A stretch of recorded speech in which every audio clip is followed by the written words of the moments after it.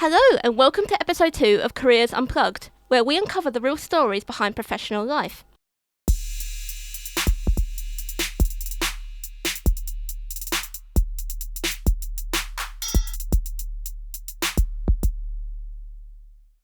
Today I'm joined by Jade, a specialist in the field of social science, to explore the different pathways this sector has to offer to students. Welcome! Could you start by introducing yourself and sharing a bit about what initially drew you to this industry? Yeah. Hi everyone, I'm Jade and I study History and International Relations at Lancaster University. What initially attracted me to this sector was me doing politics A-level. I really enjoyed learning about our political system, the US political system, and basically the effect it has on the country. So I chose to do international relations because of that. I really enjoyed the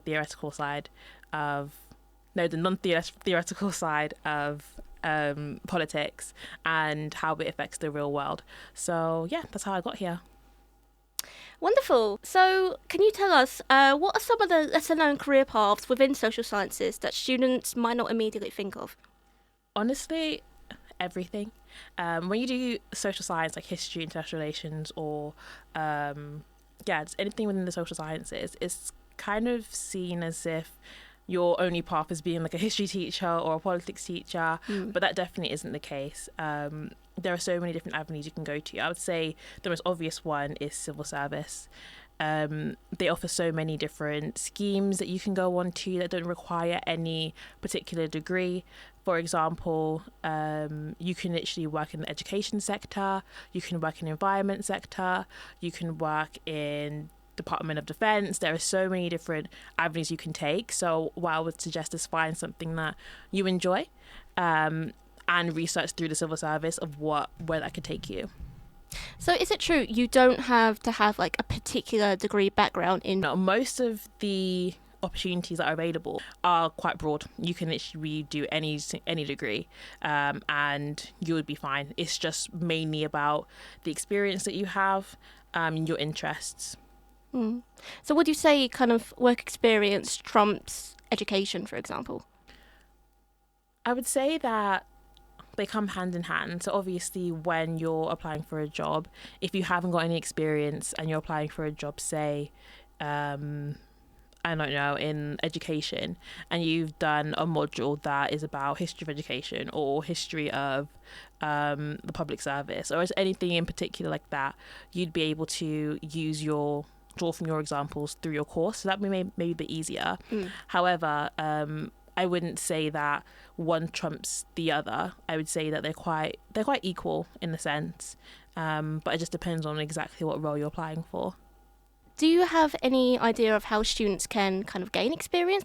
Yeah, I would say if you're a student, the easiest thing to do is join a society. That gives you such a well-rounded experience of teamwork, collaboration, leadership roles, management roles. It gives such a well-rounded view. So if you were to do an interview, you can draw from those experiences and they'll be able to see that you're capable of doing those things. For example, on campus, there's loads of volunteering societies and charities that you can literally go into and just say, do you need any help? And I'm sure that they would love for extra volunteers. So just doing that a couple of times a month and putting that on your CV and talking about those experiences will really, really help. If you're looking for more in the field experience, I would say there are a lot of internships offered by the civil service and other private companies as well for summer internships that would also really help. And I should also mention cold emailing or cold messaging on LinkedIn is also another way that you can reach out to recruiters and kind of establish your unique selling point. Yeah. Just another question. So I've kind of touched upon this regarding the different degree backgrounds, but do you think there's any more misconceptions that we haven't touched upon yet? And how can you debunk them, for example? I feel like you really like it or you really don't like it, or you really want to be in the public sector or you really don't want to. I say when I worked for the civil service, I had quite a good time. I do think that it's a really, really good starting point of your career. They do have a lot of great benefits, like, for example, a lot of companies don't offer certain sick pay, or they don't offer as much holidays, or they don't offer as much of the freedom you get. And the civil service is it's very much a 9 to 5, so you're not expected to put in like 10 hours more every day for doing work. So I would say it's definitely quite a nice establishment to start your career into if you're looking for something to just ease into. So yeah, I know a lot of people say, oh, I would never work for the civil service, or I'd never do this and do that. But yeah, I would say that it's a good place to start. Can we talk some more about your industrial placement that you did last year? So what do you think was the highlight of working for the civil service? I worked at the Supreme Court, so I was very much in the middle of Westminster. So anything that was happening, I was seeing outside the window. So I'd probably say that was a highlight, just kind of being in the centre of politics. It'll be on like BBC News, and I'll literally see it like same time happening outside the window. So that was quite cool. Yeah, but also for the civil service in general, they have a lot of events. So during the year, I went to a networking event where all the civil servants were there, and we all came together talking about different job opportunities. It was within the civil service, what we do individually, and you get like a day off from work to do that. So that was really, really nice as a placement student, just to, see everyone and get some more insight. That's wonderful. Okay, so we're kind of going to go the opposite direction. So you've talked about the best parts of working at the civil service. What do you think were your lowlights? I would say the civil service has quite a hierarchical approach to it. So it's based on bands. So you go from the top band, like CEO or HEO, and then the bottom is band D and E. And that's kind of what it's based on. I know a lot of companies like that, but it's very abrasive in the Supreme Court, in the civil service, I would say. So that may be a negative in some aspects. It may sometimes be harder to move up and down, up the ranks within companies, because when there are places available, you can't really automatically promote within the civil service. You have to still do the interviews and go through the rounds just to keep it all clean and above board. But for example, in private companies, they could easily just promote anyone to the higher ranks. Because I can also imagine the civil service is quite competitive. Yeah. So they have to follow like a strict regime in terms of like promotion and like moving up the corporate ladder, for example. Exactly. Yeah. Cool. So just touching upon how we can benefit students. Lots of students here worry about employability. How can we, as execs of the Careers Advancement Network, help them make the most of their degree, especially post-graduation? Yeah. I would say definitely don't worry. If you are a student who's doing a social science and you're thinking, I have no idea what I'm going to do, there's no specific field for me. If you are in that situation, think of it the opposite way. Every field is for you. I feel like in this day and age, you could study absolutely anything and get into the opposite career. I've applied for loads of like law schemes. I've applied for loads of financial schemes. There are always places within a company that you can fit into. Like, for example, if you were applying to like Deloitte, a financial company, there are different areas within Deloitte. There's not just a finance part. There is like the business part, there's media part, there is communications. There's so many different aspects of a company.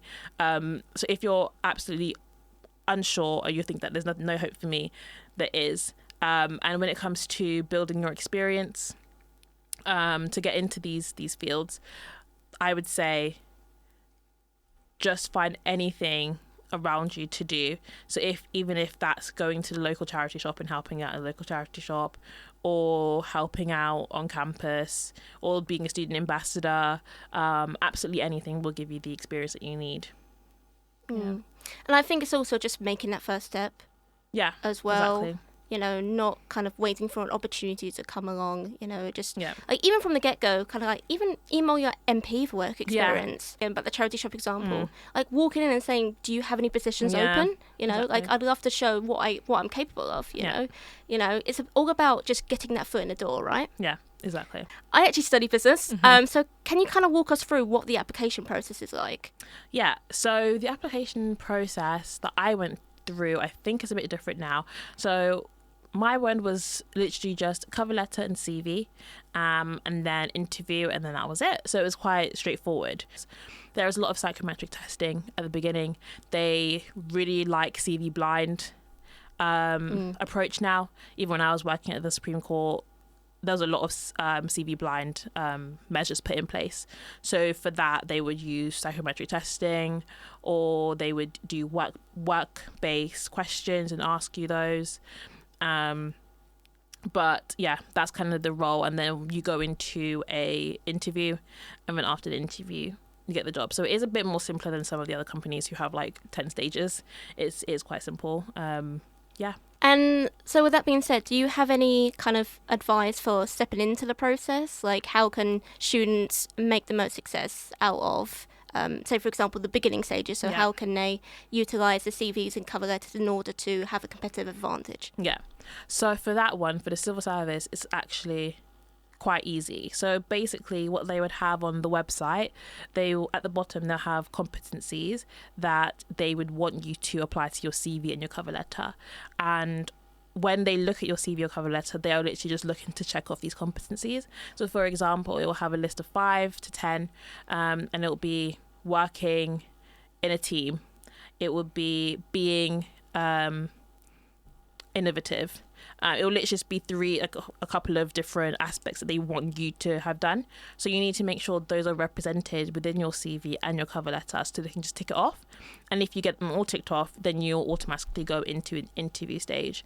And that's when, again, you'll make sure you practice questions based on those competencies that they've put on the website. So yeah, it's always right at the bottom of the application, exactly what they want from you. So just make sure you're including those. Okay, and so for the interview stage, am I correct in saying this would be a higher view interview? So you would pre-record your answers? No, well, I had an in-person interview. Okay. So I went to the court and did it there. I think most of them are. I know there's a vacancy at the moment at the court, and they do have in-person interview again. But the Supreme Court is a smaller organisation, so they have a bit more time to do in-person interviews. However, bigger organisations like Department of Education or Working Pensions, it may be online. Yeah, that's actually a really interesting perspective, because actually pretty professional of them. Yeah, it's very different, because in my placement year, I didn't do any psychometric testing. When I was looking for my placement year, I didn't do any psychometric testing. I didn't do any online interviews. It was all just CV cover letters, in-person interviews, or online interviews like face-to-face, like over Zoom or something. So yeah, it was a big shock doing like graduate opportunities and looking for those roles, going into having to do so many psychometric tests. Yeah. Oh yeah, that's amazing. So at the Careers Advancement Network, we kind of pride ourselves in the importance of networking. Yeah. And kind of making those industry connections. So I'm just wondering, what are some of the effective ways that students can build connections? Yeah. No, connections is definitely something that's really, really important. It's something that I learned when I was at the Supreme Court, is building connections will get you places, and it will make you familiarised. So I would definitely say, if you are seeing someone in the position that you want to be in the civil service especially, they will almost 100% want to help you. They'll always 100% want to read your CV for you, or read your cover letter and give you some advice. I mean, I saw that firsthand when I was at the court. Even when I was there myself, a lot of my colleagues were saying to me, if I ever need help in the future with any applications or with any job opportunities, then they'd be open to helping me out with that. So there's a real collaborative environment there in the civil service in general. So I say, don't be scared to reach out. This could be on LinkedIn, or if you go to the careers team, they could point you to someone who's in the civil service. And yeah, definitely reach out. Don't be scared. Yeah, because I always say, this might be a bit cringe, but your net worth is your Your net worth is your network. Yes. I had to remember off the top of my head. And I think, the city of London is quite small as well. So it's very important to kind of make a good impression as well when it comes to work. Because those relationships that you form with people, like, you may meet them again. You know? No, it's very, very, very important. And also it's important to make a good impression. There are a lot of networking 100%. events in the civil service. I think they had a networking event. They had networking events a lot when I was there. So making a good impression, being kind, just being a good person to be around takes you a long, long way. Yeah, and I think just a kind of general interview tip, right? Employers are not looking for, someone who has a PhD in social sciences or your specific industry. Yeah. They're looking for someone who is willing to learn on the job. Yeah. They're looking for someone who's open-minded about, the possibility of exploring something new, exploring a new sector, for example, exploring new knowledge. So not everybody's going to know everything. No, definitely not. So definitely show what you're capable of and show that you're willing to kind of develop professionally as well as personally. Exactly. So just one more question. What advice would you give to students who are exploring their career options and aren't sure if the social sciences industry is for them? I would say if you're actually just not sure, apply to everything. Because when I was doing my placement, I actually was not sure what I wanted to do. Honestly, it was just I wanted experience. I wanted to do something that I would enjoy, but I had no idea what sector it was for. So I just applied to absolutely everything that I saw. I would read the brief, obviously, and I would think, is this something that I could see myself doing? Is it something I could enjoy? 9 times out of 10, it probably will be. A lot of jobs are quite similar in the sense that you're going to be, you're going to be working on something. Is that something that you're going to be working on, something that you could enjoy? And you're going to be working probably in a team or in an office. Do you want an office environment? Would you want a lab environment? Do you want hybrid working? Not. There's so many checklists you can tick off. However, if you're not sure, then it's probably the best position to be in because you're probably the most flexible. So apply to anything that you find that looks like you can enjoy it, and then just trust the process. Yeah, I cannot stress the importance of diversification more. Yeah. Don't put your eggs in one basket. No. Even if you find like a job on LinkedIn, like you're just casually scrolling, and you find something that you think, oh, do you know what? I'd be good at that. Yeah. But there's some doubts that come into your head. Honestly, just apply because you never know what could happen. Exactly.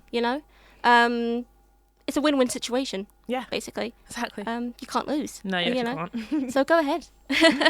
And yes, Jade, this concludes our interview. I really appreciate you coming on the podcast today, especially during deadline season. Oh, thank you for having me. It was a good break. I'm really glad you enjoyed it. And to our listeners, please stay tuned for more episodes as we continue to share valuable insights into the world of work, helping you navigate internships and graduate schemes. In our next episode, we'll be joined by our law specialist. Be sure to look out for that. See you next time. Bye. Bye.